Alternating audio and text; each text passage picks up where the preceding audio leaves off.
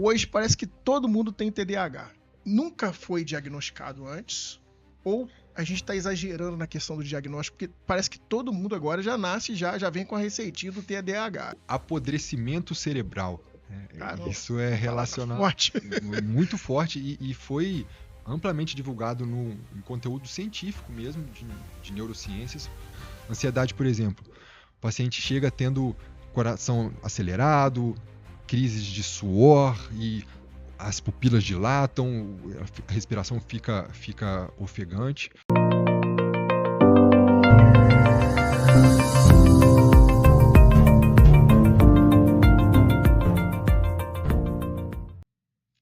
Olá pessoal, eu sou o Jefferson Augusto e este é mais um BPN Podcast.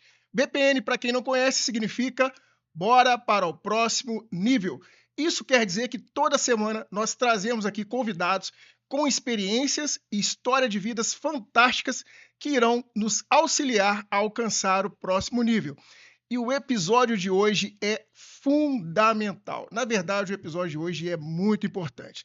Então, antes de mais nada, quero te convidar a curtir, compartilhar, já mandar aqui as suas sugestões para próximos episódios, tá? Assim você vai estar nos ajudando a alcançar mais pessoas, ok, pessoal? Bom, nosso convidado de hoje, convidado de honra aqui, nosso doutor Túlio Ciano, médico, psiquiatra, especialista em saúde mental.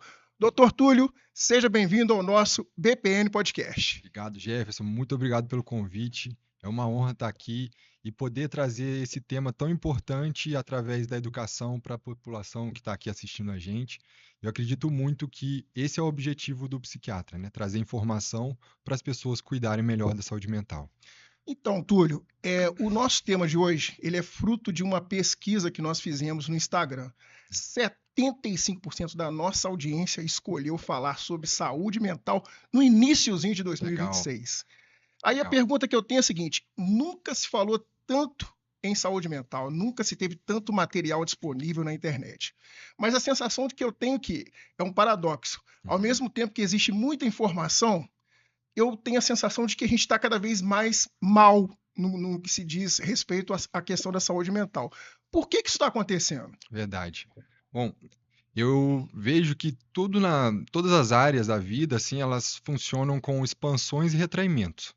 A psiquiatria, a saúde mental, no momento vive uma grande expansão, principalmente depois da pandemia, né? Em 2020, quando iniciou a pandemia, que foi uma situação completamente atípica, ninguém estava preparado, nem os médicos, nem o restante da população imaginava viver aquilo, um cenário caótico, né? Acho que a gente pode comparar como uma guerra que a nossa geração viveu, uma guerra de uma crise sanitária e de saúde mental também. Após esse período, houve uma maior evidência dos assuntos relacionados à saúde mental. Estima-se que houve um aumento de 25% da demanda para a população em geral relacionada à busca por saúde mental. E dos pacientes que já eram portadores de algum transtorno mental, 80% pioraram após a pandemia. Ou seja, isso colocou a psiquiatria, a saúde mental, sob os holofotes, né? Essa situação que a gente viveu que foi tão grave. Algumas explicações, né, Jefferson? Uma crise sanitária, muitas pessoas morrendo, uma incerteza muito grande, uma preocupação financeira, muitas pessoas faliram, muitas empresas dispensaram vários funcionários, o medo da morte iminente, várias pessoas morrendo, né? Todo um contexto que foi criado em volta da pandemia em si, né? Uma ausência de informação muito grande, informações divergentes, toda hora alguma história diferente, vacina ou não vacina, vacina funciona ou não funciona. Isso foi criando uma situação que foi necessário muita resiliência mental para lidar, né? Além disso, houve também uma desassistência em saúde mental. Houve uma concentração maior em pronto-socorros relacionados aos fatores da pandemia. Então, pronto-socorros relacionados a crises de falta de ar, de asma, né, alterações relacionados à pneumonia. Então, houve uma desassistência de saúde mental. Serviços eletivos foram congelados parcialmente e só ficaram funcionando os serviços de urgência. Então, houve um represamento dessa demanda para depois que a pandemia passou, isso estava represado e veio uma questão, essa demanda muito maior, né? É engraçado que você falou a questão da pandemia, e aí, enquanto você falava aqui, veio aquela linha do tempo, né? A pandemia aconteceu em 2020, mas o Isso. término vamos dizer assim, quando o comércio foi aberto, assim, a grande abertura veio mesmo em 2022, início de 2022. Sim, Se nós estamos em 2026, então a gente está colado, né, historicamente, na pandemia. muito E eu ainda próximo ainda. encontro gente pela rua andando como se estivesse vivendo ainda na pandemia, com máscara, com Sim. todos aqueles cuidados, enfim. Uhum. O que isso tem chegado para vocês, pessoas que ainda não se desligaram do processo pandêmico ainda, daquele momento que nós vivemos de confinamento, chega para vocês ainda pessoas que ainda estão presas nesse, vamos dizer assim, nesse labirinto da pandemia? Sim, ainda a gente vê, principalmente quem frequenta o hospital, alguns hospitais colocam como obrigatoriedade o uso de máscaras ainda, né? Isso ficou, de alguma forma, isso é até positivo, porque reduz a transmissão de muitas doenças respiratórias, mas a cicatriz da pandemia emocional ainda é perceptível e fácil de visualizar num contexto social geral. Por quê? Não só o medo da doença, o medo de uma nova infecção de Covid, mas o que isso gerou nas pessoas. Um maior estado de alerta, pessoas que aumentaram muito o nível de preocupação relacionada à infecção, à contaminação, e de uma forma desproporcional com a realidade. E um outro ponto também que é importante a gente falar, Jefferson, que a pandemia foi um momento onde nunca se houve um isolamento social tão grande como foi na pandemia. Um isolamento que era obrigado pelo Estado, as pessoas eram proibidas de se encontrar, de ir trabalhar, né? E um isolamento que as pessoas também, pelo medo de contaminação, também buscavam esse isolamento, evitavam se encontrar. E nós, através da nossa evolução de milhares e milhares de anos, fomos selecionados como seres gregários, né? A nossa espécie humana, ela só chegou aonde chegou, e eu nem sei se ela chegou muito longe, né? Tem Mas esse detalhe aí. se ela evoluiu tanto, É uma pergunta filosófica muito, muito exatamente. profunda, né? Mas o fato é que a gente chegou até aqui porque nós tivemos capacidade de nos unir, porque isoladamente somos fracos, mas quando a gente se conecta com outras pessoas, somos capazes de criar uma sociedade, de criar mecanismos de nos defender. E a pandemia destruiu esse tecido social, assim, e isso gera uma cicatriz emocional muito grande, né? Então, isso ainda é um resquício que a gente observa que as pessoas se tornaram mais isoladas, menos tendência a se encontrar, e claro que isso afeta a saúde mental como um todo, né? Imagina que outro dia eu estava conversando com uma pessoa que foi muito forte no período da pandemia, profissional da saúde e tal, sempre positivo e tal, mas acabou a pandemia, terminou a pandemia, depois alguns gatilhos, como se Tá. fosse um efeito rebote, não sei se é a Uhum. palavra correta. Durante a pandemia, tinha que mostrar aquela força, positividade, até porque trabalhava diretamente com a questão da saúde, Sim. um certo otimismo, mas depois desencadeou uma certa depressão, coisa nesse Uhum. sentido. Tem chegado para vocês pessoas assim, principalmente os profissionais da saúde. Eu me lembro que na época eu morava próximo a uma das unidades aqui da nossa cidade de saúde. Tá. E assim, cara, sinceramente, o próprio barulho da ambulância Uhum. já causava para a gente que estava fora da situação ali um certo medo. Imagina para quem estava vivendo aquela situação e tinha que passar positividade, esperança para as pessoas. Mas depois, esse profissional da saúde, ele começou a ter alguns problemas na questão da saúde mental. Aham. Para profissionais de saúde ou pessoas que trabalharam diretamente no enfrentamento à pandemia, vocês têm recebido, no contexto pós-pandemia, contatos de pessoas, demandas nesse sentido? Não só pessoas que tiveram contato direto, mas contato indireto também. Recepcionistas, ajudantes de limpeza, todo o pessoal que ficou nesse cenário de guerra, por isso que eu bato nessa tecla que o que a gente viveu foi algo muito próximo à guerra da nossa geração. É, teve está mais suscetível a esse tipo de quadro, né? Dentro da psiquiatria, existe um tipo de transtorno que é o transtorno do estresse pós-traumático. Ele é definido como após uma ameaça real à sua integridade, à vida, a pessoa começa a desenvolver memórias, ela faz rememorações daquele momento ali, como se fossem Volta, né? Como flashbacks. se fosse um flashback. Isso. E no momento que ela está totalmente fora de perigo e começa a voltar, e não só a memória, mas a reação que ela teve ao momento. Então, ela tem coração dispara, a falta de ar, sensação de medo, de morte iminente. Isso pode acontecer com ela acordada, dormindo, enfim. Como a pandemia era um momento que a gente convivia com o medo da morte de forma ininterrupta, né? Ou seja, era um estresse muito prolongado, não foi um estresse pontual. Muita gente desenvolveu isso. Eu mesmo, quando a pandemia durou de 2020 a 2023, assim, né? Mas principalmente os 2 primeiros anos foram os mais difíceis, assim, primeiros 2, 3 anos. Nesse momento eu atuava na linha de frente, atuava em pronto-socorro, em atendimento de emergência.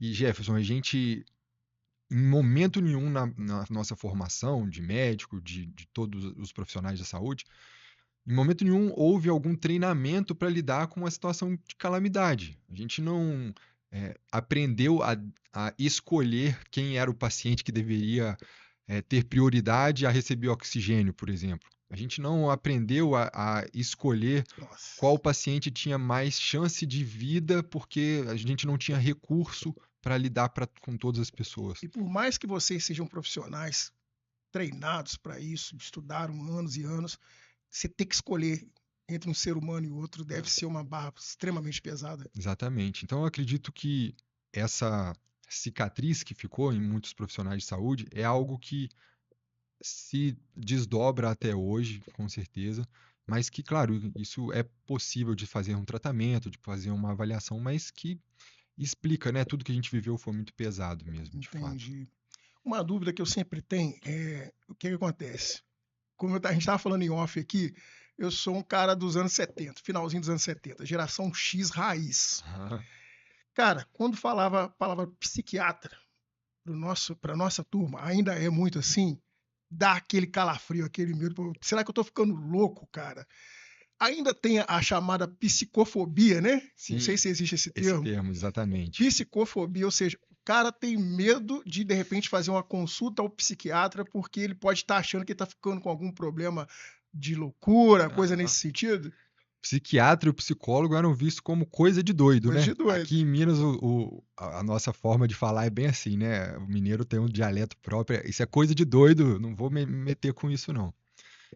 Isso, assim, existem algumas explicações, como a própria história da humanidade, que reforçaram esse estigma, né, Jefferson? A psiquiatria, ela vem em uma condição médica onde inicialmente havia pouquíssimo conhecimento e tecnologia para entendimento daqueles transtornos, daquelas pessoas. Isso abria margem para serem entendidas como manifestações espirituais, bruxaria, né? Pessoas eram queimadas vivas, assim, né? Como uma manifestação mais espiritual. Além disso, os primeiros manicômios, né, lá na época de Pinel, assim, Nossa. eram. Aqui perto, aqui, ó, Não, Barbacena, exatamente, né? eu me lembro, o recorte que eu tenho cerebral é do hospital aqui de Barbacena. Aqui do nosso lado, que foi assim, um horror, uma coisa. A gente se choca tanto com a Segunda Guerra, os horrores que aconteceram lá na Alemanha, né? Enquanto aqui ao nosso lado houve uma coisa assim muito semelhante, muito próxima, e que muita gente, às vezes, morando aqui ao lado, não tem conhecimento da gravidade, né? Então a psiquiatria ela vem com esse cenário onde manicômios eram locais de depósito de pessoas ali, sem a mínima estrutura, sem a mínima capacidade de tratamento. E não eram só pacientes com algum tipo de transtorno mental. Desafetos políticos, brigas entre familiares, né? Pessoas que, de alguma forma, se envolviam com pessoas poderosas, eram colocadas ali e ficavam à mercê da própria sorte. Não tinha acesso à alimentação, à roupa. Muita gente morria de frio, né? Barbacena é um lugar muito frio, muito alto, né? Então era algo terrível. E isso foi criando uma, uma visão muito negativa da psiquiatria. Mas não é a psiquiatria que é maldosa assim, mas a forma como essas pessoas tratavam a psiquiatria, né? Mas a tecnologia, o desenvolvimento vem desfazendo esse estigma, essa visão negativa e mostrando mais o lado médico dessas condições, né? Esses hospitais colônia de pessoas com problemas mentais, eles foram perdendo força e até usabilidade aqui no Brasil de um tempo para cá. A partir de qual momento e por que aconteceu isso, né?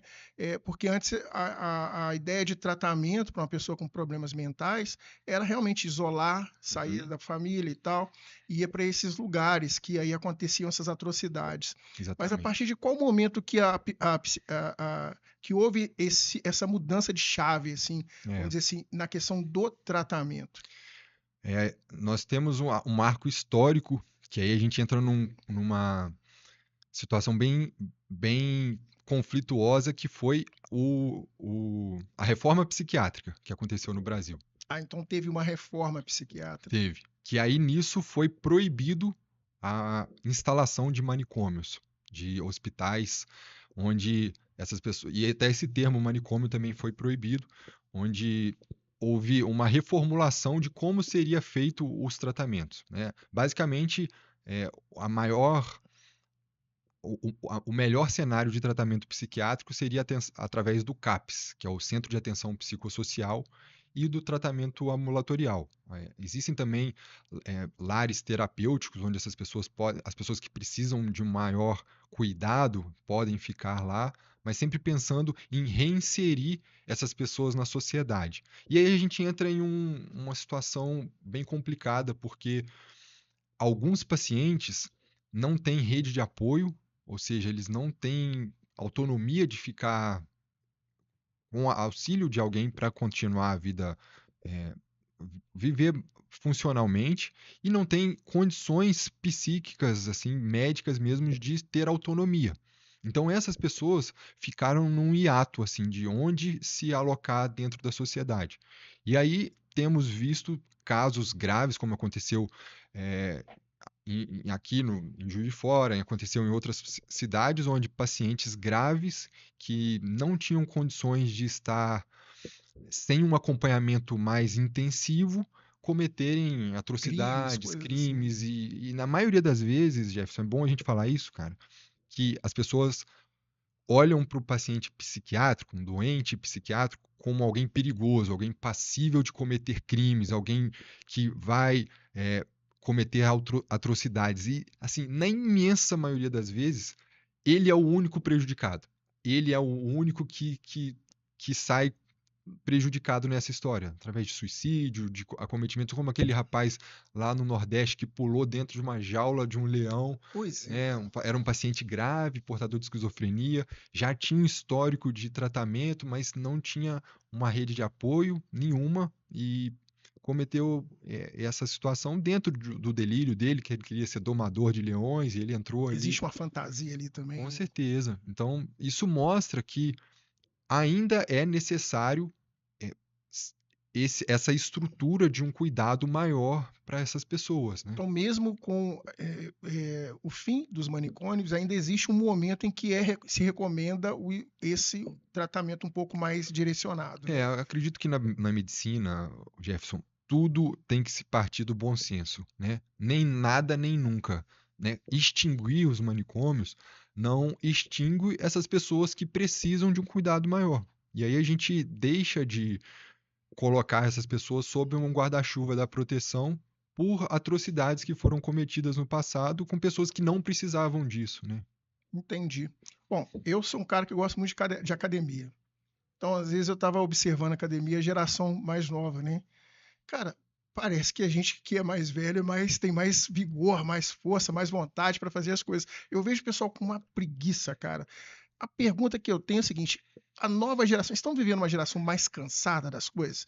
Ah, eu tô cansado, eu tô sem ânimo. Parece que está aumentando mais, né? Acabou aquela pessoa que acorda de manhã, que até eu não sou um cara que tem um bom humor de manhã muito cedo, não. Mas Aham. tem gente que chega e tem aquele humor, aquele bom humor extremo, né? Bom dia, vida, bom dia, sol, não sei o quê. Aham. Mas, cara, eu não vejo isso. A geração nova parece que está cada vez mais cansada. Estamos vivendo uma geração mais cansada das coisas? Bom, a gente pode avaliar isso de diversos cenários, né? Primeiro, a facilidade para tudo que nós temos vivendo, todos os nossos objetivos têm ficado mais fáceis. Antigamente, para a gente fazer um trabalho escolar, você tinha que ir na biblioteca, pesquisar livro por livro, abrir aquilo ali, fazer várias anotações, né? Eu lembro que quando eu estava na escola, eu lembro de um cara que fez um trabalho muito bom, assim, a gente tinha que fazer trabalho, eu sempre tive muita dificuldade em fazer trabalho, deixava para a última hora. E aí Pegar a chegou cartolina, fazer é, lá. e aí fazia aquelas anotações, e aí chegou um cara com um trabalho assim, cara, um passoco de coisa, eu falei: "Caramba, como é que você fez isso?" Ele: "Ó, vou te falar uma coisa, descobri um site, não conta pra ninguém, chama Google, google.com.br, vai lá que lá você vai encontrar tudo." Ou seja, isso mostra, né, como que era antigamente para fazer qualquer tipo de pesquisa. Houve uma a facilitação de tudo, assim, faz com que a gente se torne mais, dependente de gratificações cada vez maiores. Então os esforços percebidos, eles se tornam muito grandes para ter a mesma gratificação. Eu acho que isso seria uma explicação Uma possível, explicação interessante. O né. que que eu vejo, assim, o seguinte, a minha área, que é a área de gestão, inclusive vários gestores, um abraço para todos vocês que assistem aí o nosso canal, a gente tem vivido o impacto da IA, da Sim. inteligência artificial. E, assim, planilhas que a gente, de repente, passava semanas debruçado numa planilha, principalmente planilha de custo, planilha de compra, para a gente elaborar essa planilha, hoje elas são feitas em questões de segundos, Aham. né? E eu vejo também que, outro dia, uma pesquisa recente, que já existe uma parte da sociedade que utiliza a inteligência artificial como a questão da psiquiatria e também da psicologia, né? Qual que é o risco desse tipo de você, de repente, começa a se abrir, porque é uma inteligência artificial, ela é treinada para falar aquilo que você quer ouvir, Isso. né? É. Então, qual que é o risco desse tipo de artifício? Os próprios criadores do ChatGPT, dessas novas inteligências artificiais, recomendam que não se use essas ferramentas como formas de tratamento médico, nem para o médico pesquisar, nem para o paciente usar aquilo ali como ferramenta, né? O que você disse já é uma coisa muito importante.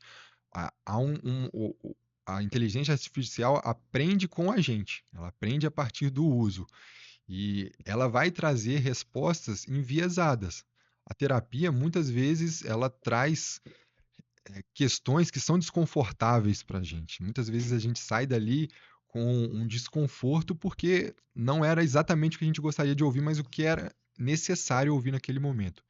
E o chat GPT, a inteligência artificial, ela dificilmente vai confrontar você nesse momento. E a confrontação é muito importante, né? Então, é algo que é muito perigoso e não é É recomendável, né. interessante que você falou aí, porque é a questão do desconforto, né? Que provavelmente esta geração, eu não sou crítico de geração, não, pelo amor de Deus, tá, gente? Que tem aquele pessoal que é muito saudosista, no meu Sim. tempo era bom. Aham. Todos os momentos da história da humanidade tivemos erros e Com acertos. certeza. Mas o que que eu penso? Eu penso que muitas das vezes esse desconforto, ele que nos faz crescer. Eu me lembro de ler alguns livros que me causaram desconforto em alguma Uhum. área da vida. Né? Poxa, eu estou lendo aqui, deparando com uma realidade, o cara está falando uma realidade tão brutal para mim que, pô, sai desse tal e tal. Aham. É, esse excesso de conforto, entre aspas, que a nossa geração, né, a geração tem hoje em dia, isso também impacta na questão da saúde mental? Impacta, Jefferson. A gente fala que quando a gente está falando em resiliência, que é uma palavra tão banalizada, né, a resiliência é a capacidade isso vem da física, que é a capacidade de um corpo adquirir diferentes formas depender do meio que ele está, né. Então, você pega a água, coloca em um copo, ela muda o espaço que ela preenche. A saúde mental é algo que tem a ver muito com a resiliência, por quê? A gente adquire habilidades, a gente adquire repertório sobre saúde mental na medida em que a gente sofre algum tipo de estresse. Imagina um elástico daqueles de academia. Você pega um elástico daquele e traciona, você vai estar fazendo um estresse sobre ele. Se o estresse é pontual, ele volta para aquele momento, né? Então, você traciona e ele retorna. Quando você pega aquele elástico e traciona ele no máximo e deixa ele tracionado o tempo todo, ele vai perdendo a sua capacidade de retornar à sua função original. Na psiquiatria, em saúde mental, é a mesma coisa. Estresse pontual é algo extremamente benéfico. Então, a gente passar por situações estressantes pontuais é o que nos fura a bolha, é o que nos faz ter mais resiliência emocional, maior capacidade de lidar com problemas, maior capacidade de pensar em soluções. Só que as pessoas têm vivido uma menor tolerância a esse nível de estresse. Então, as facilidades que, claro, são excelentes. Poxa, antigamente a gente tinha que ficar na fila da lotérica para pagar a É, conta de luz, né? Imagina, odeio isso, cara. né? Hoje é uma coisa inimaginável, mas é, a própria inteligência artificial vem com essa questão que é as pessoas têm perdido a capacidade de raciocinar. O raciocínio é um tipo de estresse, é pensar ali, né? Você gasta energia para Encontrar pensar. soluções, né? Você precisa ali, assim, dói a cabeça de pensar, né? Para escrever um texto, para pensar em alguma coisa. E na medida em que você começa a não utilizar dessa sua capacidade cognitiva para terceirizar para uma inteligência artificial, você vai perdendo essa capacidade de lidar com essas situações, né? E aí a gente entra muito na questão que a gente tem vivido hoje, que é relacionado à saúde mental dentro do ambiente de trabalho. Isso explica muito do que a gente tem vivido, né? É, o termo burnout, ele não é um termo novo, ele foi cunhado aí na década de 70 por um psicólogo, ou seja, não é algo novo, mas é um tema totalmente nos holofotes hoje, se a gente for olhar a rede social, né, é, nas empresas, que tem se falado, nos consultórios médicos, o que se fala de burnout é muito grande, é um tema muito relevante. Justamente isso é uma das explicações, a nossa capacidade de tolerar níveis de estresse, De né? estresse. Interessante, você acabou falando uma questão que a gente já ia tocar aqui, que é a questão do burnout. É, é um termo que, para gente que não é da área, parece que é novo, mas já é mais antigo. E boa parte aqui da nossa audiência são empresários, pessoas que são empreendedores, que hoje vão estar lidando em cargos de chefias, enfim. Hoje, um dos grandes desafios é você entender até que ponto é aquela cobrança normal de trabalho Uhum, e até que ponto começa a ser um burnout. Por exemplo, eu, em determinados momentos de trabalho, minha carreira já está com mais de quase 25 anos na área de gestão. Eu já trabalhei em ambientes tóxicos, aonde chegava o domingo, tocava a musiquinha do Fantástico, cara, aham. sem brincadeira, Já acaba com o humor, né? já acabava com o meu humor. Falei, pô, segunda-feira eu tenho que encarar aquele mesmo grupo de pessoas e tal. Aham. Até que ponto uma cobrança no ambiente de trabalho ela passa a ser uma cobrança corriqueira normal, né? Até porque as empresas existem para gerar lucro, Sim. e até que ponto ultrapassa isso e já se torna uma questão de saúde mental. Muito bem. Bom, para a gente responder isso, a gente precisa primeiro entender o que que é o burnout, né? O burnout ele é classificado como um fenômeno ocupacional pela OMS. O que que é isso? É uma alteração da capacidade de gerir o estresse em ambiente de trabalho, né? Ou seja, para a gente conseguir entender melhor o burnout, para ser classificado como um burnout, aquele tipo de estresse tem que acontecer no ambiente laboral obrigatoriamente. A alteração que acontece em casa, com o vizinho, é qualquer outra coisa menos burnout. Burnout, Jefferson, a gente entende ele a partir de uma tríade clássica. Primeiro, inicia sintomas de fadiga, e fadiga aqui é diferente de cansaço. Cansaço, você chega em casa após um dia de trabalho, toma um banho, come alguma coisa, no outro dia acorda zerado. A fadiga não, a fadiga é essa sensação permanente de falta de disposição, falta de ânimo, a necessidade de dormir 3 dias consecutivos e mesmo assim acordar cansado, né? A partir da fadiga, começa a haver um distanciamento daquele ambiente de trabalho, uma falta de identificação com aquilo. Então a pessoa começa a perder isso é chamado de cinismo dentro da psiquiatria. Ela começa a perder a identificação com aquilo. Ela se questiona o que ela está fazendo lá, se aquilo faz sentido, se estar lá é algo que ela está agregando, construindo algo com a sociedade no geral.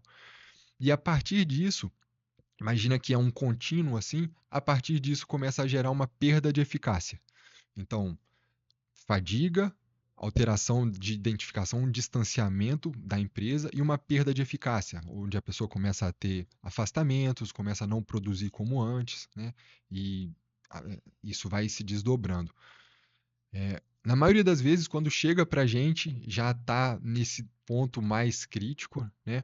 E é algo que a gente precisa lembrar que o burnout não é depressão. Por exemplo, quando você disse aí que chegava domingo, se sentia mal, vinha toda aquela preocupação do trabalho. Antes disso, por exemplo, um sábado era um dia que você conseguia curtir, era um dia que você conseguia fazer as coisas que você gostava de fazer com prazer. Ou seja, o burnout tem endereço. Se a gente tira aquele indivíduo daquele endereço, os outros sintomas desaparecem. Isso já é uma pista importante para o burnout, né? Muito importante isso que você falou, e a opinião de um especialista, às vezes, é muito importante por conta disso. Uhum. Eu fiz uma breve pesquisa antes da gente começar a falar, né, antes da gente gravar esse episódio, e o que eu encontrei muito na internet? Depoimentos de pessoas que sofreram o burnout. E o que acontece? Eu considero que muitas das vezes é óbvio que é importante a gente ver a pessoa que passou por aquilo, mas às vezes a opinião ela é enviesada. Ela vem, né, do ponto de vista de alguém que passou. Agora, do ponto de vista técnico, acho que você foi sucinto aí na sua explicação e realmente, com certeza, sanou a dúvida de muita gente. Com relação à ansiedade, eu acho, minha opinião, tá? Aqui eu tô como aluno também. Todos nós convivemos com certo nível de ansiedade em determinadas áreas da vida ou do nosso dia, às vezes, né? Até que ponto é normal e até que ponto passa a ser uma questão clínica, até que ponto passa a ser uma questão que precisa ser tratada. Então, muita gente não sabe qual que é o limite, qual que é a linha que divide a ansiedade do dia a dia, né? Uma decisão que vai ser tomada, um contrato que vai ser fechado, uma mudança de trabalho, uma mudança de ambiente, enfim. Tudo isso pode ser causador de ansiedade. Mas até que ponto isso ultrapassa e se torna uma questão que precisa ser tratada? Ótimo. Primeira coisa, quando a gente fala de transtorno mental, a gente tem que definir o que é aquilo. Primeiro, é importante a gente lembrar que a gente não fala doença mental, e sim transtorno mental, Boa. né? Foi até, desculpa te interromper aí, Imagina. mas olha só, eu lido muito com pessoas PCDs, Tá. né? E assim, houve uma mudança na termologia em que a gente se referia. Qual que é a termologia correta para se referir a alguém que tem alguma questão, alguma comorbidade mental, alguma coisa nesse sentido? A gente pode colocar mesmo como portador de algum transtorno mental, diferente de falar de doente mental, né? Quando a gente coloca como transtorno, além de ficar menos impactante, menos pejorativo, a gente usa o termo transtorno porque, diferente de outras áreas da medicina, como a infectologia, que está vendo um pulmão com uma bactéria específica, ela consegue identificar ali biologicamente o patógeno, todo o desdobramento de como acontece. Na psiquiatria, a gente não consegue identificar objetivamente a causa daquilo que acontece, a causa de um transtorno. Então, a gente a gente observa um conjunto de sinais e sintomas, isso é chamado de síndrome, que se classificam, por exemplo, uma síndrome depressiva, uma síndrome psicótica, mas a gente não tem a explicação biológica, patológica, anatômica de cada condição dessa. Existem hipóteses ainda, a gente trabalha na psiquiatria, né? Você começa a ler um livro, imagina-se que funcione a hipótese dopaminérgica da esquizofrenia. Então, há, são ainda hipóteses que ainda passíveis de muito estudo e por isso a gente não coloca como doença, e sim como transtorno, mas quando a gente vai falar de um quadro, né, dentro de PCD, assim, a gente pode chamar de portador de algum transtorno mental, né? Bacana. E aí, voltando para a ansiedade, né, é uma coisa que a gente precisa entender que ansiedade é um sintoma comum, é algo que todo mundo vai sentir em algum momento da vida. E ela não é patológica obrigatoriamente. A ansiedade é o que vai nos proteger de não olhar para a rua ao atravessar, de lembrar de pagar um boleto, de estudar para uma prova que vai vir no futuro. É isso, até certo ponto, ela é de fato protetora. E aí a psiquiatria começa a entrar no jogo a partir de uma frase que o psiquiatra tem que ter em mente. Aquele, aquela condição, aquela manifestação de comportamento causa sofrimento ou prejuízo clinicamente significativo, ou seja, ela altera o funcionamento do indivíduo?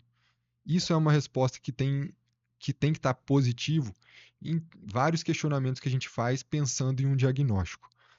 Isso responde muito à pergunta do que é ansiedade normal de ansiedade patológica. A ansiedade normal, ela não causa sofrimento clinicamente significativo, ou seja, ele não congela a pessoa a ponto dela não sair de casa com medo de ter um ataque na rua. A pessoa não deixa de fazer a prova porque ela tem medo de sair de casa. Ela não tem é, crises de pânico no trabalho, ela tem que sair do trabalho várias vezes por causa daqueles sintomas. Quando isso acontece, aí a gente está diante de um transtorno de ansiedade. E aí sim, isso é necessário a intervenção contra, com um tratamento específico para isso, né? Hoje a gente tem diversas formas, né, de um arsenal terapêutico aí bem grande para lidar com isso, mas aí sim é muito bem definido a partir de é um transtorno de ansiedade ou é uma ansiedade normal, né? Isso é muito importante porque existe a questão que com certeza se deve conviver muito, é a questão da automedicação e esses remédios, os mais famosos aí do mercado, o pessoal está usando isso direto, Sim, né? Assim, a gente, em ambiente corporativo, que é o meu ambiente, que é o meu habitat ali, eu já vejo pessoas assim, uma simples reunião de trabalho, e antes da reunião, meia hora antes, 40 minutos antes, a pessoa fazer o uso uhum. de medicações.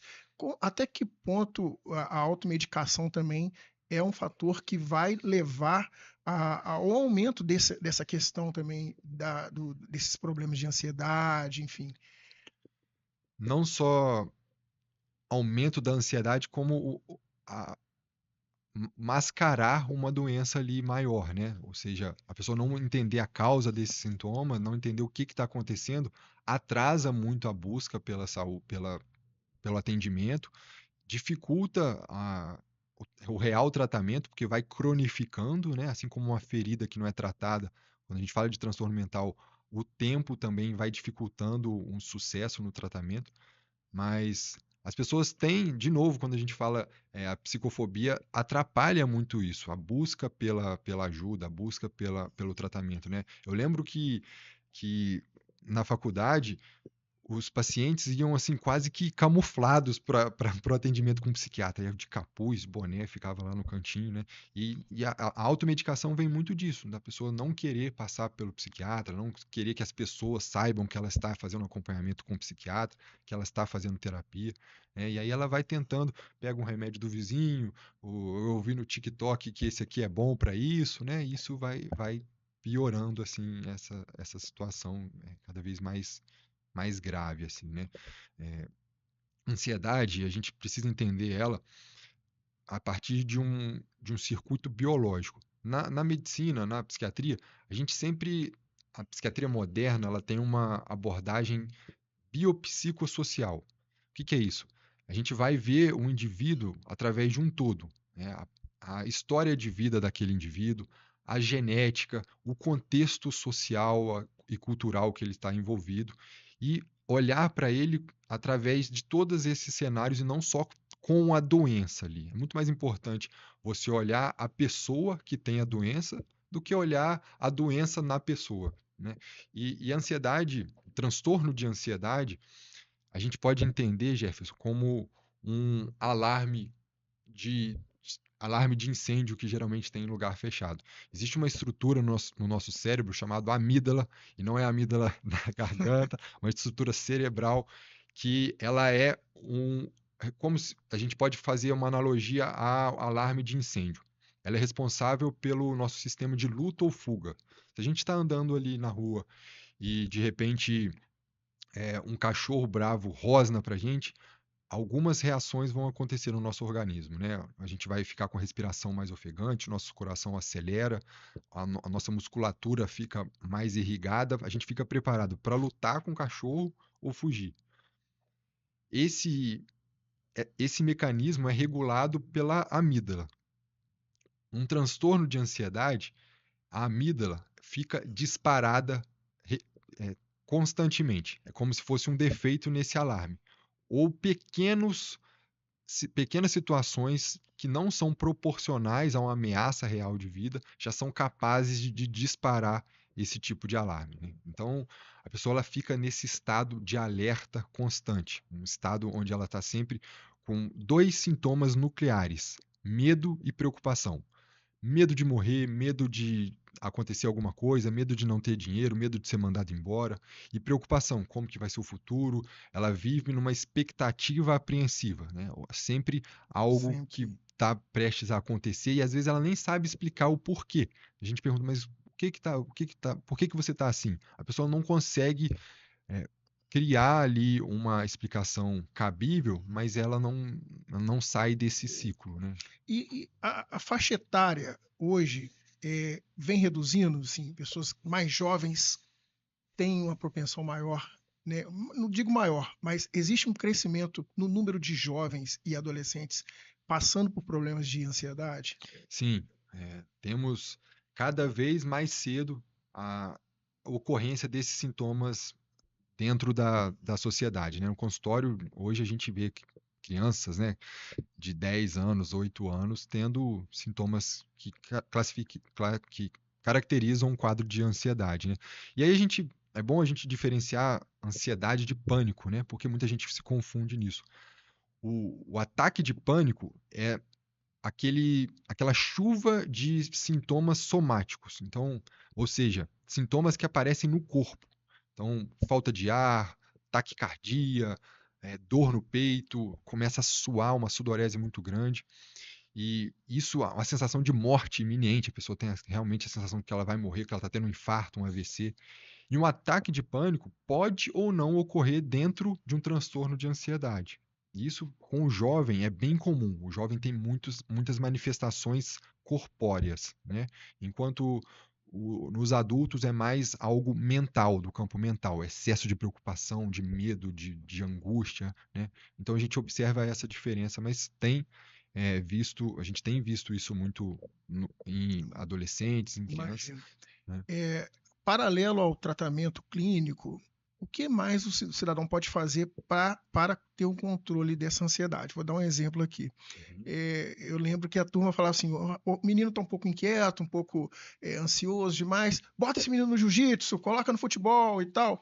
Existem outras ações que sejam paralelas ao tratamento clínico que podem ajudar nesse controle da ansiedade? Claro. Prática de atividade física é uma prescrição universal, né? No meu consultório, o paciente sempre vai sair com a indicação na receita de que ele precisa fazer atividade física, quem é sedentário, né? Então isso com certeza ajuda. O manejo do estresse é algo que é muito importante, né? Assim, por que talvez a gente tenha visto tantas crianças assim? Será que é um excesso de cobrança dos pais, um excesso de tarefas, de atividades? Tem criança que tem uma rotina mais pesada do que muito gerente de empresa aí, né? Imagina. Então, é algo que precisa ser repensado. Cuidar bem do sono, do ambiente que essa pessoa está inserida, o que ela está consumindo de informação, o que ela está consumindo de conteúdo, né? Então, tudo isso são medidas comportamentais que fazem parte de uma abordagem ao tratamento também. E claro, a É. psicoterapia, né? E a questão do acesso às telas, hoje, que isso vem sido muito discutido ultimamente, É. é a questão do TikTok, enfim, das redes sociais, que são boas, mas existe, como tudo na vida, tem um ponto de equilíbrio. Uhum. É, isso também acaba gerando um certo tipo de ansiedade, o cara tá ali rolando o feed, né, do Instagram ou do YouTube, enfim, isso também pode contribuir. Com certeza. Teve um termo aí recente que é o apodrecimento cerebral, né? Caramba, Isso é uma palavra relacionado forte. muito forte e foi amplamente divulgado em conteúdo científico mesmo, de neurociências, porque se mostrou o quão prejudicial é para o desenvolvimento cerebral o uso abusivo, a dependência por telas, né? Ou seja, aquela constante busca por dopamina através da rolagem ali, um processo muito imersivo, né? A tela, a imagem ocupa todo o espaço da tela. Isso vai fazendo a pessoa passar horas ali sem cansar realmente, sem realmente perceber que ela está ali.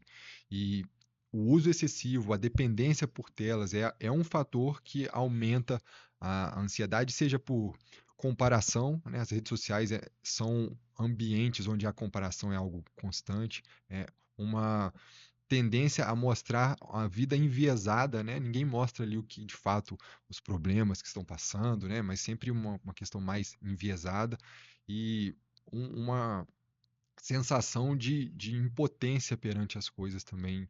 Isso É. contribui, né? Existe, a gente está participando desse episódio aqui e aprendendo muita coisa. Aí você vai falando, vem Vai vindo vindo. flashes aqui, né?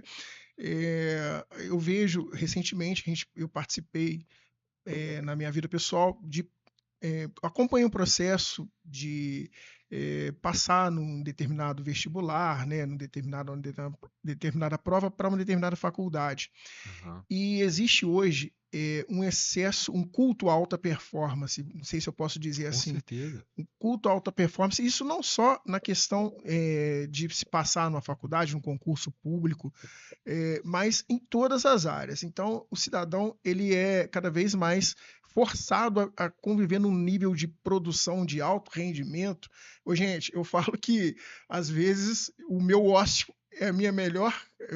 Eu me dou aquele direito de ficar dias assim, às vezes sem pensar em nada e tal. Aham. Isso me faz muito bem, Com né? certeza.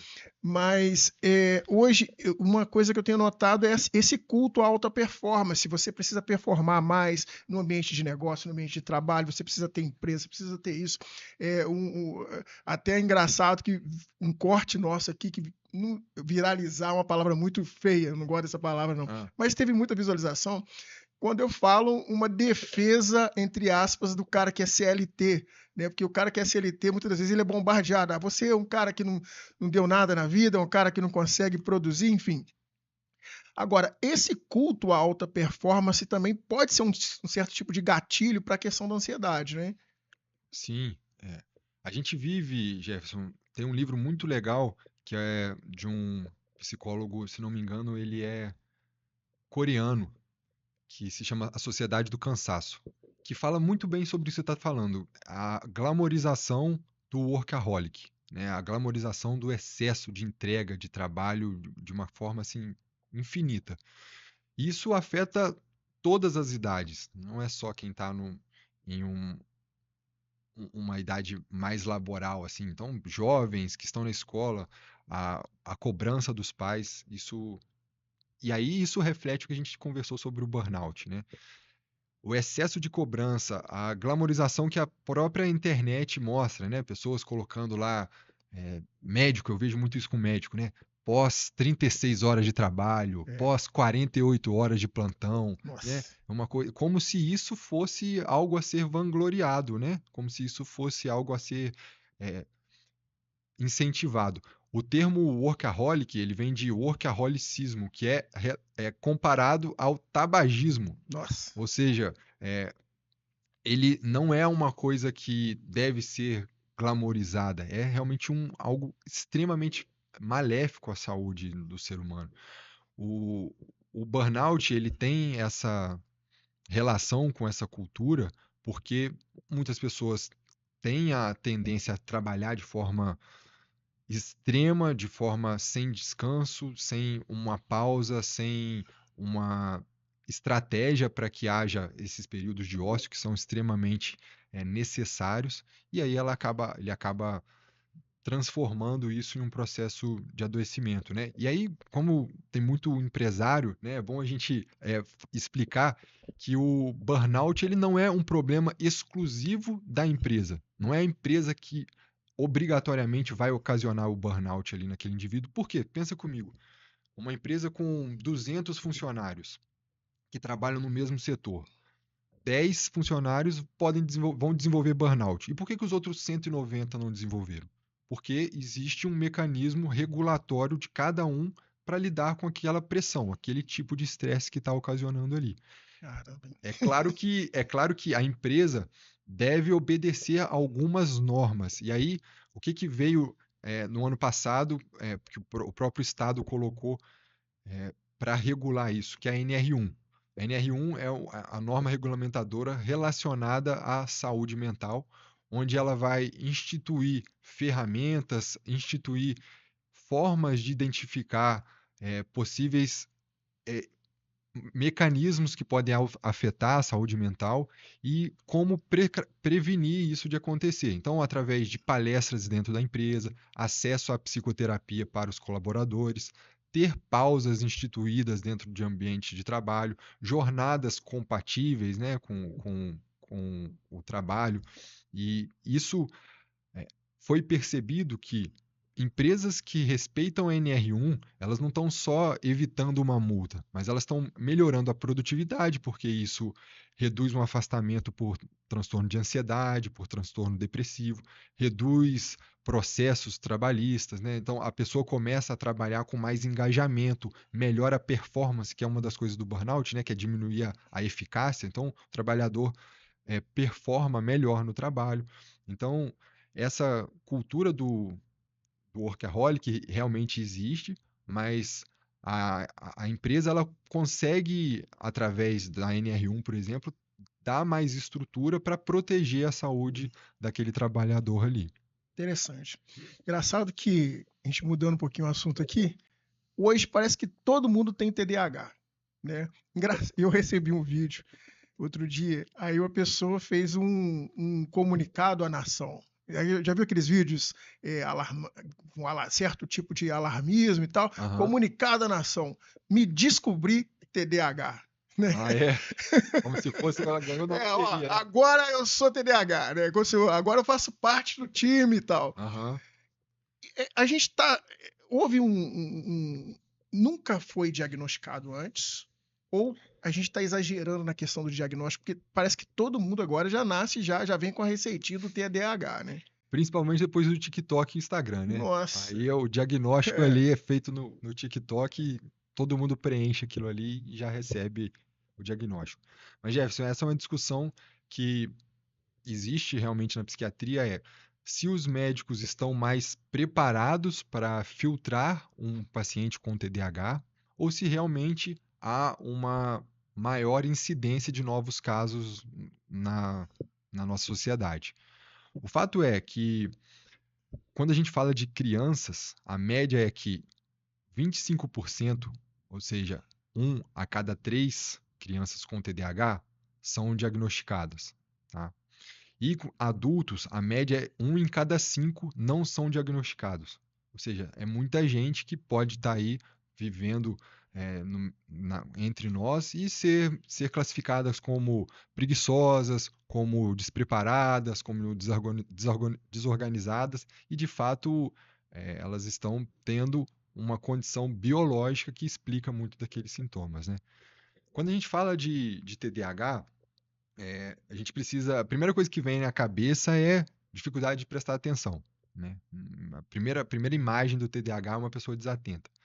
Mas quando o transtorno ele vai muito além disso. O transtorno do déficit de atenção e é um espectro. O que que é um espectro? Imagina uma régua, na ponta é a parte de desatenção, na outra ponta é a hiperatividade, por isso TDAH, transtorno do déficit de atenção e hiperatividade. E aqui um contínuo, né, um meio do caminho onde várias pessoas vão ter manifestações, ora mais desatentas, ora mais hiperativas. E relacionados com isso tudo está a impulsividade, que é uma coisa que muita gente não coloca na balança do TDAH. A impulsividade é uma dificuldade de frear a primeira coisa que vem na cabeça, a dificuldade é o freio mental. O nosso cérebro, nessa região atrás da nossa testa, é o córtex pré-frontal. E no TDAH, essa é a região mais afetada. O TDAH ele é uma condição, Jefferson, do neurodesenvolvimento. O que é isso, cara? A formação desse cérebro ela é alterada desde o seu início. A maturidade, principalmente dessa região, ela é prejudicada. E o que essa região faz? Justamente fazer o freio, fazer o ponderamento, fazer com que a pessoa pense antes de agir. E por que isso relaciona tanto com o TDAH? O transtorno do déficit de atenção não é que a pessoa não tem atenção, ela não consegue sustentar a atenção, justamente porque ela não tem esse freio. Então, se eu estou aqui conversando com você, eu estou vendo tudo que está ao meu redor, mas se passa, a pessoa que tem TDAH, se ela está aqui conversando, passa um mosquito aqui, a primeira ideia dela é olhar para o mosquito, porque ela não consegue frear. Não, eu estou aqui, estou conversando com o Jefferson, deixa o mosquito para lá. Então ela vem para cá e olha para cá. E aí qualquer coisa que vai acontecendo, ela não tem ela tem uma dificuldade de seguir ali o que a gente chama de função executiva. O cérebro funciona através de comandos, né, que nós damos para um determinado objetivo. A função executiva é como se fosse um GPS mental, um Waze dos processos mentais, né? Ou seja, se eu preciso ir daqui até a padaria, eu tenho que levantar, eu vou ali, cumprimento o pessoal, vou usar meu celular para pagar, eu vou olhar para atravessar a rua. Existe uma série de comportamentos que eu vou fazer direcionado a um determinado objetivo. O TDAH, como ele tem essa dificuldade em inibir as coisas que aparecem na mente, ele levanta daqui para ir na padaria, só que ao mesmo tempo ele lembra do celular, aí ele já fica no celular, aí ele olha para uma parede, ele começa a olhar um quadro, ele vai se atropelando. Então, há uma dificuldade em dar continuidade para determinado objetivo. E aí, por isso, é confundido como irresponsável, como incapaz de fazer as situações, como uma pessoa que não tem capacidade para lidar com tarefas, né? E isso, o TDAH, quando não identificado, TDAH no adulto, gera uma cicatriz emocional muito grande, porque isso afeta diretamente a autoestima dessa pessoa. Ela vai colecionando uma série de fracassos na escola, na relação com as pessoas, na relação familiar. Deve ser pesada nisso aí. Tem também, mas é uma coisa assim mais interna. Ela vai tendo vai tendo fatos concretos de que ela não é capaz. Ela tem uma dificuldade na escola recorrentemente, ela perde objetos com certa frequência, ela esquece de compromissos, a família está sempre brigando, pô, você é um vagabundo, você não faz nada, você não quer saber de nada. Isso vai fazendo com que a pessoa ela se identifique com aquilo mesmo. E o diagnóstico correto traz essa identificação, ela explica muito do que a pessoa viveu ao longo da vida e traz ferramentas para ela lidar com aquilo, né? Claro, com o tratamento, isso tudo melhora muito, muito mesmo, né? É interessante. E a pessoa durante a vida, ela torna-se TDAH ou Ótimo. ela nasce Isso, TDAH? isso aí. Isso explica muito dessa chuva de diagnóstico. Uma pessoa, um adulto de 25 anos, que olha lá no TikTok aqueles sintomas. Ah, não, tem uns 6 meses que eu tô esquecendo de tudo, que eu tô me Aí faz o perdendo. checklist lá. É, pronto, eu tenho TDAH. Cara, esse adulto que começou agora, ele tem qualquer coisa, e pode ser muita coisa, mas ele não tem TDAH. Como o TDAH é uma condição do neurodesenvolvimento, a gente precisa pesquisar na anamnese, na história clínica desse paciente, quando esses sintomas aconteceram. E para ter um diagnóstico, obrigatoriamente um dos critérios é o critério temporal, que é esses sintomas começarem antes dos 12 anos de idade, em vários cenários. Não é a criança que não prestava atenção na aula de matemática. Eu detestava matemática, eu nunca gostei.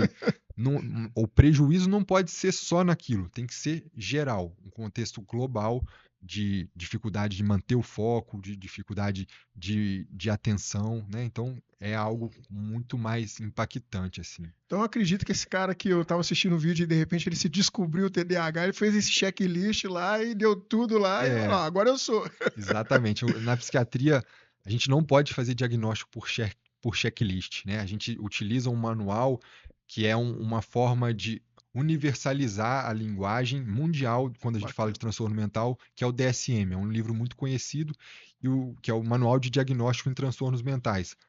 Mas se a gente for utilizar checklist para fazer diagnóstico, a gente deixa de olhar para a individualidade de cada um. Então tem que ter muito cuidado, daí a importância de um profissional qualificado, né, sério, para realmente dar um diagnóstico desse. E um problema muito grave assim é que uma vez dado esse diagnóstico para alguém de forma incorreta, é muito difícil depois você tirar da cabeça da pessoa que aquilo não existe. Ela se identifica e serve como um álibi ali para muitas das suas fragilidades, muitas das coisas que aconteceram, e utiliza o transtorno mental assim como essa muleta, né? Então, Muleta, né? É, já virou até meme, às vezes a pessoa brinca, né? Ó, meu TDAH não permite isso ou aquilo. uhum. Eu até ri outro dia, cara. Para quebrar um pouquinho aqui, eu recebi um vídeo, se Jesus fosse TDAH, cara. Nossa, nem vou falar o resto, que vai gerar uma polêmica, né? Imagina. Pois é. Mas é importante. Eu atendi um paciente esses dias. A primeira coisa, era a minha primeira consulta com ele. Aí ele falou: Ah, não tô vindo aqui porque eu tenho TDAH. Mas o meu TDAH não é da moda, não. É o TDAH de verdade, que atrapalha de verdade a vida da Pô, pessoa. A vida inteira isso me atrapalhou de todas as formas. Então não é legal. Não é legal ter TDAH. Não é engraçado. É realmente uma condição. Tanto que se não fosse algo tão grave, não seria um transtorno, né? O próprio nome diz, isso causa um transtorno na vida desse indivíduo em vários cenários. Uma coisa, Jefferson, o TDAH não tratado em adulto reduz a expectativa de vida dessa pessoa. Ou seja, nossa. é uma condição que aumenta a mortalidade. Por quê? Está muito relacionada à impulsividade. Como você não tem esse freio, essa parte daqui da frente não funciona bem, aumenta o comportamento de risco, aumenta a chance de se envolver em acidente, aumenta a chance de ser dependente químico, porque experimenta a busca pela A busca, novidade, né? tá sempre buscando novidade. Então, há uma, uma métrica aí que fala que até 70% de quem tem TDAH pode ter maior chance de ter transtornos por uso de substâncias, Nossa. né? Então, decisões é, impensadas. Então, não é algo que seja assim algo tranquilo, não é engraçado. É uma condição médica séria que precisa de um diagnóstico, uma investigação correta para ter acesso a um tratamento que é modificador da vida. Realmente é um tratamento que modifica muito, traz muita qualidade. A ideia do tratamento não é deixar o super-humano. Tem um filme, né, que o protagonista toma um remédio e ele Ah, usa sim. toda É, pô. né, a sua capacidade, ele fica super inteligente. E aí tem muita gente fazendo isso, né? Fazendo doping mental hoje, né? A gente vê em concursos, assim, pessoas utilizando medicamentos para o tratamento de TDAH sem prescrição médica, de forma irresponsável assim. E aí é importante a gente dizer, quem não tem TDAH, os estudos mostram que não há nenhum benefício em utilizar a medicação Então não que se adianta trata. nada. Não se tra... O que que acontece? Isso foi um estudo muito legal que mostrou que pessoas que não têm TDAH, quando utilizam a medicação, elas se sentem muito mais atentas. Se você perguntar para ela, e aí, como é que você está se sentindo? Nossa, não, eu estou me sentindo super bem, realmente estou muito mais atento aqui. Isso é uma sensação subjetiva daquele indivíduo. Mas quando você ia ver objetivamente, ou seja, distribuíram provas para aquelas pessoas e elas respondiam e viam depois o resultado, objetivamente elas iam pior do que elas iriam sem a medicação. Ou seja, o uso da medicação dá uma sensação subjetiva de que melhorou a ansiedade, de que melhorou a concentração, mas objetivamente não tem, e muitas das vezes até piora. Por quê? Aumenta o estado de alerta. É a mesma coisa que eu tomar uma garrafa de café aqui.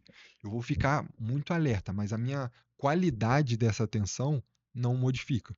Então, é uma coisa que, você tinha falado da automedicação, dentro do TDAH é algo que está super Também na tá muito, moda, né? está muito, muito, é um problema de saúde pública mesmo, e que é importante a gente trazer essa informação, porque isso não é brincadeira, é um medicamento que age no cérebro, né? Não é uma dipirona que você toma ali para baixar a febre. Problemas de dependência, pessoas que desenvolvem um quadro de dependência, piora de outros sintomas, então desenvolve um quadro de ansiedade por causa daquilo, né? Interação com outras medicações. O diagnóstico ele precisa ser feito de forma muito séria e o tratamento é de fato para quem precisa, e isso realmente é algo que a gente precisa instituir, porque não é só o TDAH não é só alteração de concentração, é um prejuízo, né, como eu falei, que expande para várias Para áreas da várias vida. áreas. Pessoal, tá gostando da aula? Olha, não se esqueça de curtir, comentar, compartilhar, para que esse vídeo possa chegar ao número maior de pessoas. Meu amigo Dr. Túlio, caminhando aqui para frente, né? Sendo redundante, Aham. mas vamos lá. É, às vezes, a nossa vida ela não é uma linha reta, né? Eu até costumo dizer que a nossa vida ela é meio zigue-zague, ela é meio roda, ela Aham. sobe morro, desce morro. A gente vive um turbilhão de coisas ao mesmo tempo, afinal de contas, nós não somos uma inteligência artificial. Ainda Ainda somos, bem, né? ainda bem, né? É, e existem momentos da vida que a gente está triste por algum motivo, por, né, decepções, enfim. Uhum. Qual é o limite entre a tristeza e a depressão? Né? Porque às vezes tem gente que trata a tristeza como depressão e tem vezes e existe também a questão que a pessoa está num quadro de depressão, mas ela acha que é uma tristeza momentânea. Né? Então, qual que é o limite ali entre a tristeza do dia a dia, né, que pode não sei quanto tempo dura a tristeza, né, Uhum. e a depressão? Ótimo. Isso, mais uma vez, a gente cai naquela situação da ansiedade também. Tristeza também é um sentimento normal que todo mundo vai experimentar ao longo da vida, né? A tristeza ela pode vir relacionado a uma ausência de alguma coisa, um luto a partir de uma perda de um ente querido. São respostas emocionais comuns e esperados a todos nós. O indivíduo que nunca sentiu tristeza é algo que a gente já chama um alerta, já acende um alerta para a gente pensar em algum transtorno mental ali, né? É, a diferença, Jefferson, entre tristeza e depressão se dá no nível de comprometimento que aquilo vai trazer para a pessoa. Ficar triste porque eu fui despedido, porque eu terminei um relacionamento, porque faliu a empresa, porque morreu uma pessoa, um ente querido, é perfeitamente normal, é esperado. Agora, isso relaciona a um fator bem estabelecido, bem estabelecido. A tristeza ela tem uma algo corpóreo assim, né? Estou triste por aquilo, por isso, porque aconteceu isso. Quando perde essa corporeidade, assim, quando perde essa capacidade de identificação e isso se torna um objeto central da vida desse indivíduo, isso já perde a característica de uma tristeza e já começa a olhar para um outro lado, né? A depressão, muitas das vezes, ela é tão cruel porque o indivíduo ele olha para a vida e ele fala assim: eu não tenho motivos de estar assim, mas eu não sei por que eu não consigo sentir felicidade, eu não consigo sentir prazer. Não- E a pessoa começa a se sentir culpada, ela sofre duas vezes. Ela sofre pela própria condição e pela culpa por estar sentindo aquilo sem um motivo, sem uma razão específica, né? Tem um livro que coloca muito bem o que que é a depressão. É como se fosse a ferrugem da alma. Ela vai eh, destruindo a pessoa por dentro, assim, ela vai perdendo a sua identidade, né? Para a gente pensar em depressão, Jefferson, a gente precisa pensar num critério central, que é na psiquiatria chamado de anedonia. Se a gente pegar a definição, a anedonia é a incapacidade de sentir prazer em tarefas que antes eram prazerosas. Você falou do período que você trabalhava, que no domingo você sentia muito mal, que era aquele luto de estar voltando para o trabalho. Mas no sábado você conseguia curtir, você conseguia Sim. estar com a sua família, fazer alguma coisa. Sexta à noite, Pô, principalmente, que melhor acabou. dia. melhor. Então, a pessoa tem momentos de prazer, né? Agora, na depressão, ela perde essa capacidade. Imagina que ela coloca um óculos que ela enxerga o mundo a partir de uma lente preto e branca. Ela perde a capacidade de ver cor na vida. Tudo fica sem sentido, assim. Coisas que ela gostava de fazer ficam tanto fez como tanto faz. Nada tem muito prazer. Então, o cara que gostava de encontrar com os amigos para jogar uma bola, fazer uma atividade física, de repente, pô, vou lá toda vez a mesma coisa. Cara, a mulher que gostava de encontrar as amigas para conversar sobre uma coisa, não, quero, não tem mais sentido de estar ali. Vai se criando um distanciamento muito grande. Esse é um sintoma muito característico. Então a gente sempre precisa perguntar para a pessoa que a gente está investigando você consegue sentir prazer em algumas coisas na sua vida? Você tem essa capacidade? Se a pessoa fala que não, isso já mostra um alerta muito grande, né? É claro que não é só isso. A investigação, ela é completa, ela precisa identificar todas as áreas da vida desse indivíduo. Ah, inclusive o critério temporal, né? Pensar quanto tempo isso está acontecendo. É compatível, por exemplo, perder um ente querido. Ela pode estar vivendo o luto, e o luto não é depressão. A gente não deve tratar o luto normal, muito entre aspas, né? É um processo necessário para a pessoa passar, para ela criar uma resposta, ela criar uma justificativa com aquilo e fazer com que essa dor da falta seja uma dor mais passível de ser enfrentada com a saudade. Então, o luto, se ele não invade todas as áreas da vida do indivíduo, se ele não incapacita ele de trabalhar, de dormir, de se alimentar, de ter eh, a psicomotricidade, né, que é a capacidade de se movimentar ali, ele é uma condição que é esperada e benigna. A depressão não. A depressão ela impacta sobremaneira sobre tudo isso, né? Imagina. Eh, além de, assim, mas antes disso, a gente pensando nos critérios, então os critérios de tempo, né? Esses sintomas têm que estar presentes na maioria dos dias, na maior parte do tempo de um dia, na maioria dos dias com pelo menos 2 semanas, ter uma anedonia, que é essa perda de capacidade de sentir prazer global, junto com tristeza a maior parte do tempo, e alguns outros sintomas, alteração de apetite, alteração de sono, alteração da psicomotricidade, a pessoa fica prostrada ali, deitada na cama, né? Pensamentos de suicídio, isso também é um critério a ser avaliado. Mas para isso, a gente precisa afastar uma causa orgânica. Eu atendi uma paciente uma vez trazida pela família. A família levou, disse dizendo que ela não saía da cama, ela só queria ficar deitada, ela não tinha vontade para nada. É a paciente muito abatida, assim. E conversando com ela, ela não sabia explicar muito bem o que ela estava sentindo, mas ela só dizia que ela sentia um cansaço e uma vontade de ficar na cama, não tinha vontade de nada, e muito prostrada, e a família, pensando que ela estava deprimida, marcou um psiquiatra.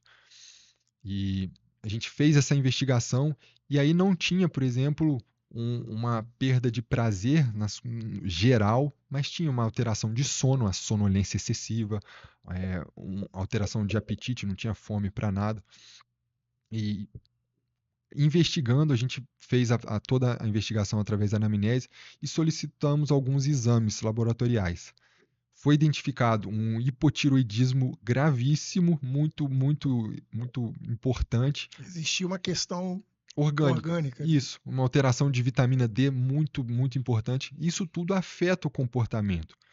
E aí, na medida em que isso foi tratado adequadamente, isso foi revertido, os sintomas desapareceram. Ou seja, aquilo não era uma alteração, uma condição psiquiátrica, era uma condição orgânica.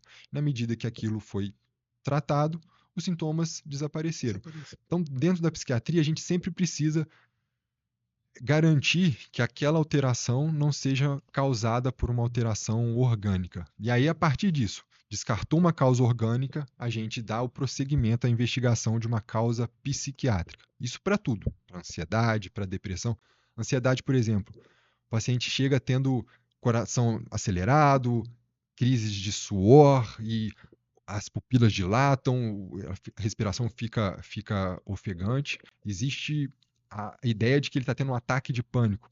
Certo. Mas existe uma condição que é um tipo de tumor que dá na glândula suprarrenal, que é o feocromocitoma, que ele tem liberações massivas de adrenalina, de repente. Ele está aqui numa boa, de repente injeta aquela quantidade de adrenalina muito alta e ele tem um ataque de pânico, né, muito semelhante, mas é uma causa orgânica. Então, primeiro a gente precisa afastar isso para a gente depois enfrentar essa causa psiquiátrica mesmo, né?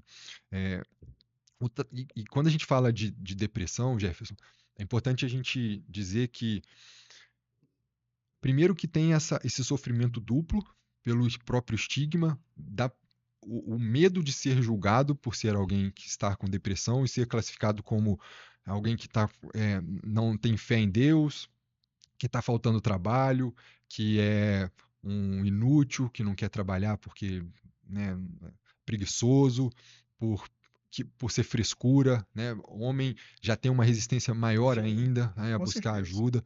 E aí isso vai postergando a ajuda. Quando a gente fala de emergência, né, quando eu trabalhava em emergência, a gente tinha uma máxima que é quando um paciente chega em um ataque cardíaco, o tempo é músculo do coração. Certo. Quanto mais rápido a gente age no infarto, menos músculo do coração ele perde. Na depressão, tem um livro que fala que tempo é cérebro.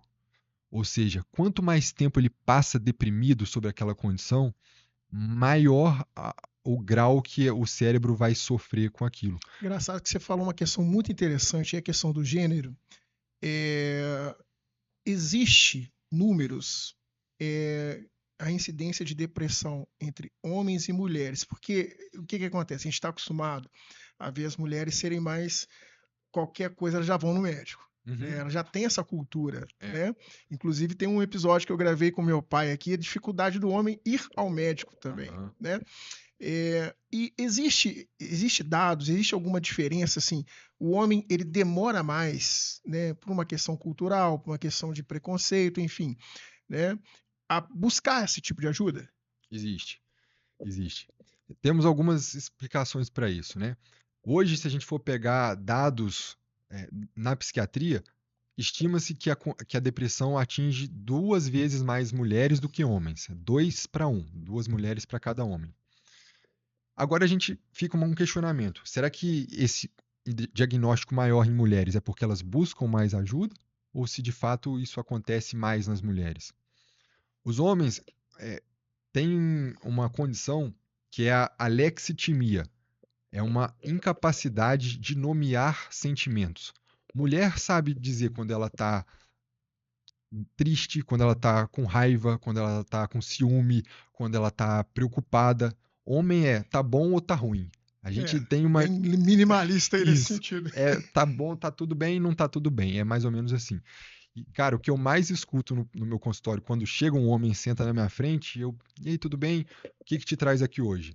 90% vai responder assim: ah, minha mulher, minha noiva, minha mãe mandou Alguém eu vir. identificou menos ele, né? Isso. Alguém mandou eu vir aqui, É. e justamente é realmente uma das causas que mais trazem um homem ao consultório, né? Então, há essas explicações de estigma, de preconceito, de medo de ser classificado de determinada forma mais pejorativa, mas que isso afasta ainda mais essas pessoas do tratamento.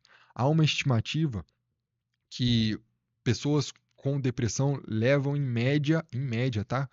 Até 10 anos para buscar ajuda. Então, são 10 anos perdendo qualidade de vida, sofrendo com aquilo, performando menos em diversas áreas da sua vida, por uma dificuldade em procurar ajuda. E aí, claro, a gente entra também numa celeuma onde o acesso à saúde mental não é fácil, né?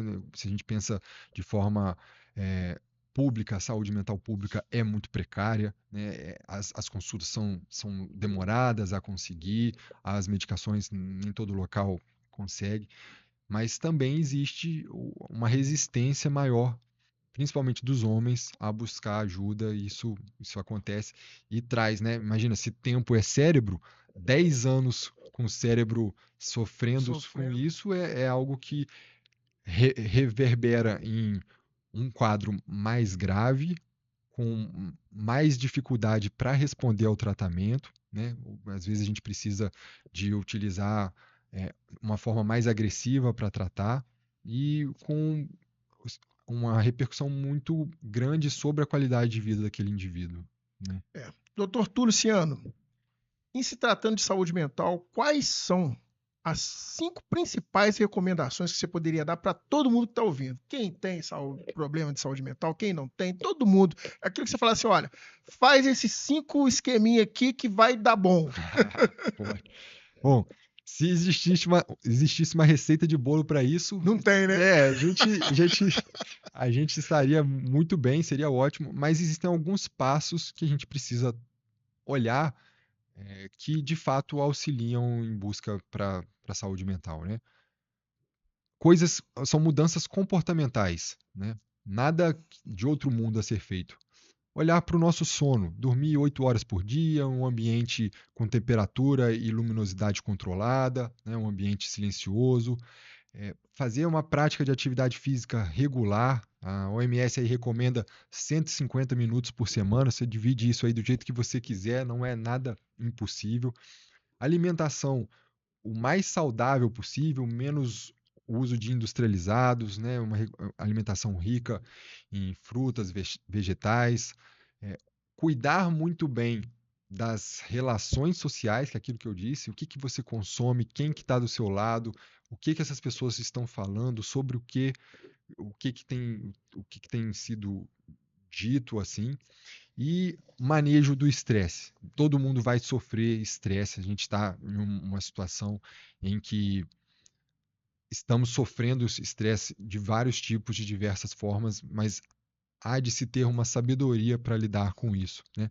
E um sexto ponto aí que deve ser colocado, que é o consumo de álcool, tabagismo, outros tipos de drogas, que isso afeta diretamente a saúde mental. Então, pessoa que faz uso de bebida, uso de drogas, isso impacta diretamente na saúde mental, e muitas das vezes, tirando isso, já tem um grande benefício mesmo. E é uma pergunta que todo mundo faz no consultório do psiquiatra, né? Posso beber tomando esse remédio? Então, assim, é uma coisa que, na maioria das vezes, a medicação não é contraindicação ao uso da bebida alcoólica, mas a bebida alcoólica piora o curso da doença. Então, no caso da depressão, por exemplo, o uso de bebida alcoólica, o álcool é um depressor do sistema nervoso central. Então, independente do tratamento, o uso do álcool já piora o quadro, né? Então, eu tive a oportunidade, no início dos anos 2000, de fazer um curso de Sociologia para agregar valor aqui à minha área de administração. E uma das coisas que a gente aprendeu é fazer como se fosse uma pesquisa, mas com certo distanciamento, né? Para Uhum, a gente dar uma olhada quais são os caminhos da sociedade, coisas desse nível. Você, como doutor Túlio, né, Túlio, uhum. o que te preocupa hoje, analisando com certo distanciamento em relação à saúde mental? O que te preocupa hoje mais? Assim, o que você tem visto que, olha, esse tipo de fator aqui tem apontado um dado preocupante, pode piorar. O que te preocupa hoje? Olhando a sociedade com Como um certo todo. distanciamento, como ser humano e tal, mas, olha, isso pode dar ruim. Tá. Bom, algumas coisas que realmente trazem acendem um alerta para a gente é que, apesar de todo esse esforço para conscientização, de todas as campanhas sobre Setembro Amarelo, uma campanha nacional falando sobre saúde mental, apesar de toda essa energia instituída, ainda há uma resistência muito, muito grande para falar sobre esse tema. Então, pessoas que evitam falar de suicídio porque têm medo disso reverberar de uma forma negativa e a pessoa tomar coragem para suicidar, como se isso fosse uma verdade, né? O que a gente sabe que não é. É um distanciamento das pessoas na saúde mental no geral. Então, as próprias mudanças governamentais sobre essas leis trabalhistas também já têm reduzido esse problema, né? Então, eu olho muito como uma preocupação, principalmente o preconceito das pessoas, como um geral, a falta de informação sobre saúde mental e uma dificuldade de acesso aos tratamentos no geral, no contexto de Brasil, assim, né? Então, é, tanto os serviços públicos como os serviços privados, há uma dificuldade muito grande nesse indivíduo conseguir acesso, né? Quando ele decide fazer algo pela sua saúde, ele precisa enfrentar mais essa barreira que é o acesso, né? Então, isso é uma coisa que realmente chama a atenção.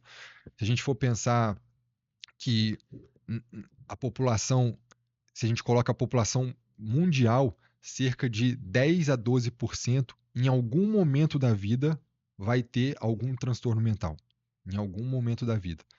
E a gente coloca a população de psiquiatras para isso, se a gente faz uma conta aí de padaria, a gente vê que é impossível, que os psiquiatras não dariam conta. A demanda é muito grande. Muito grande, muito grande. E aí, claro, não é só psiquiatra que cuida de transtornos mentais, né? O próprio médico clínico, ele pode ali manejar um caso mais leve no posto de saúde, assim, mas essa dificuldade é uma preocupação, né? Essa ausência de, de pessoal técnico mesmo também é uma coisa que chama atenção. Mas nem tudo é pessimismo, É. né? A gente não pode olhar com isso. A gente precisa ver o lado positivo também, onde há um maior investimento em tecnologia de medicações psiquiátricas, uma maior oferta de tratamentos. A gente tem cada vez mais sendo desenvolvidos e melhorado tratamentos já disponíveis, né? Uma coisa que é importante também a gente falar que alguns tratamentos, Jefferson, eram colocados como castigo. Quando a gente lembra lá do Hospital Colônia, né? O choque, o eletrochoque, né? Nossa. Isso era assim, o mais temido para os pacientes. Isso era colocado como um castigo, assim, ó, se você não ficar quieto, você vai para o choque. Essa terapia é a chamada eletroconvulsoterapia. É hoje uma das mais eficazes e seguras dentro da psiquiatria, inclusive sendo padrão de escolha para alguns transtornos em mulheres gestantes, que não podem usar muitos Olha. medicamentos, mas feita de forma humanizada. O Aham. paciente é sedado, né? Assim, ele não é sedado, mas ele faz uma indução anestésica, assim como faz uma endoscopia, é feito ali, o paciente é totalmente monitorizado e é realizado esse procedimento, que é uma convulsão induzida, mas de forma muito técnica e direcionada. Isso, assim, melhora muito os diversos sintomas quando bem indicado, é claro, né? Então, isso é uma coisa que melhorou muito, acesso a diversas medicações novas, né? Novas formas de tratar, a própria psicoterapia, quando a gente fala de saúde mental, não existe saúde mental sem psicoterapia. né? A psicoterapia, ela faz uma mudança biológica no cérebro da pessoa, ela faz uma alteração anatômica. A pessoa começa a pensar, utilizar circuitos cerebrais diferentes para lidar com uma determinada causa que trazia um sofrimento. Então, ao mesmo tempo que muitas coisas nos preocupam, a evolução, a tecnologia, mais estudos, isso tem também trazido um conforto e a gente precisa ser otimista, né, Jefferson? A gente É. precisa olhar para o futuro, é claro, de forma realista, né? Sim, Mas com um olhar de que estamos com um bom prognóstico aí bom para prognóstico, frente. exatamente. Pessoal, todos vocês já sabem que o termo "bora para o próximo nível" surgiu numa brincadeira entre eu e meus amigos. Nós treinávamos há muitos anos numa academia, dessas academias de bairro, sabe, raiz. Só que a gente esgotou todos os equipamentos da academia. Aham. E aí a gente sempre buscava uma nova experiência de tentar treinar em algum outro lugar diferente. Aí de repente, disse assim: olha, vamos para um próximo nível, né? A gente precisava mudar o nível dos equipamentos que a gente treinava. Daí surgiu a expressão "bora para o próximo nível". Legal. Doutor Túlio, agora num contexto pessoal, com todo convidado que vem aqui, eles sempre falam isso com a gente. Qual é o próximo nível do Doutor Túlio? Olha, profundo, hein? Legal. Bom, eu tenho hoje 35 anos e a maior parte da minha vida foi direcionada para o entendimento de transtornos mentais, de um comportamento humano e como isso reflete no bem-estar no geral. Se eu for pensar no próximo nível, é fazer com que todo esse conhecimento seja objeto de transformação para a sociedade. E para isso eu me dedico diariamente. Toda semana, lá no Espaço Calmamente, onde eu atendo, a gente se reúne semanalmente para estudar, para nos desenvolvermos, olhando o que tem de mais moderno na psiquiatria a nível mundial, para oferecer o que há de melhor para quem nos procura num momento de fragilidade. E olhando para o próximo nível, indo para o próximo nível é realmente oferecer o que há de melhor dentro da psiquiatria, contribuindo aí para um mundo com mais qualidade de vida, com mais saúde mental e ajudar, né, quem nos procura com o melhor que a gente pode oferecer. Meu nobre, muito Obrigado, obrigado por tá? aceitar o nosso convite, Ou eu que tá? agradeço. Pessoal, olha só, se você chegou até aqui, não se esqueça de curtir, comentar, compartilhar, compartilhe com seus amigos. Assunto aqui de extrema importância, tá? E eu tenho certeza que, de certa forma, nós vamos conseguir edificar pessoas aí, torná-las melhores e ajudá-las a alcançarem o seu tão sonhado próximo nível. Grande abraço a todos e bora para o próximo nível.